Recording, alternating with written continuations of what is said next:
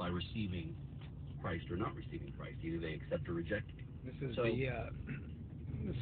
they call it, it's called the Jesus Christ Show on KFI. It's the station manager. I think he's the manager. He has an administration position as well as this talk show. Plus also he does the Fork Report.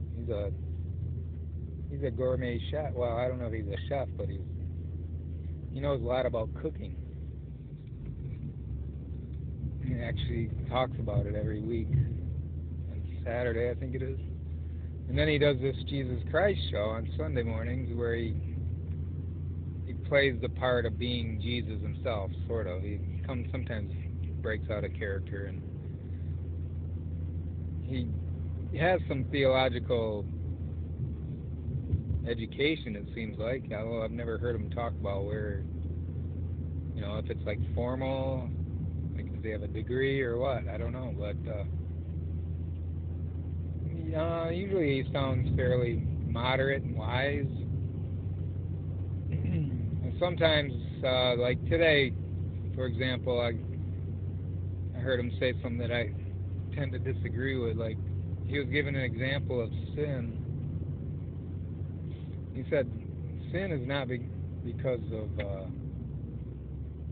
of ignorance or being foolish. Often, he says, it's the result of pride. He was talking to a caller who said that it's ignorance that causes us to sin, or foolishness.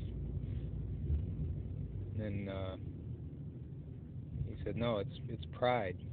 So, and then he gave an example. And he says it's pride because you think you're not going to get caught. And then he gave an example about people speeding, and saying that there's people who speed and they justify it because of pride, because they say, oh, I'm a better driver than anybody, I won't get caught, or things like that. Well, I mean, in some cases, yeah, there are drivers who are stupid, reckless, and arrogant, and do things like that. But I'm not sure I would put that in the matter of this kind of sin that God is talking about. I mean, it's you're making civil law then into God's law, and there are civil laws that aren't necessarily in accordance with God's law. There are man-made laws that don't always accord with God's law. So if we break man's law, we're not always breaking God's law. Sometimes, yes. If we murder, yes, that's also a criminal law.